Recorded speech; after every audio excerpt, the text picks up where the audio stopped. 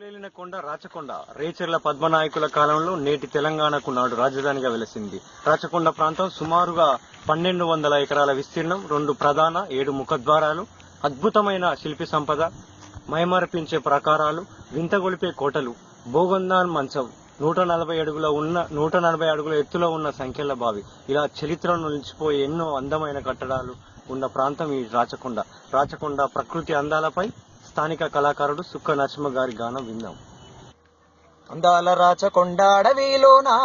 రాతి కట్టడాలున్న వనములోన, అందాల రాచకొండ అడవిలోనా రాతి కట్టడాలున్న వనములోన, ఏటేట గాల సాయ బురుసు దాగెనే కాగాడి పీర్ల బురుసుకు జనహోరు గదిలేనే, ఏటేట గాల సాయ బురుసు జరిగేనే గాగాడి పీర్ల బురుసుకు జనహోరు గదిలేని, మాదనాయుడు అనాపోతనాయుడు లింగమనేడు సింగ భూపాలుడు, రాచకొండ అడవులను ఏలినోళ్ళు, రాచకొండ అడవులను ఏలినోళ్ళు, రాతి కట్టడాలను నిర్మించినోళ్ళు,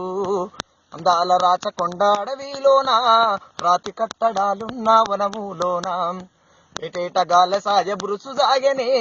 గాడి పీర్ల బురుసుకు జనహోరు గదిలేని, తెలంగాణ రాజధాని రాచకొండరా ఎన్నో పోరాటాలకు పురుడునిచ్చరా, తెలంగాణ రాజధాని రాచకొండరా ఎన్నో పోరాటాలకు పురుడునిచ్చరా, తిండి లేక తల్లడిల్లె సకల జనులకు, తిండి లేక తల్లడిల్లె సకల జనులకు, పండ్లు కాయలిచ్చి వాళ్ళ కడుపు నింపెరా, అందాల రాచకొండ అడవిలోన రాతి కట్టడాలున్న వనములోన, అయ్యో రాతి కట్టడాలున్న వనములోన.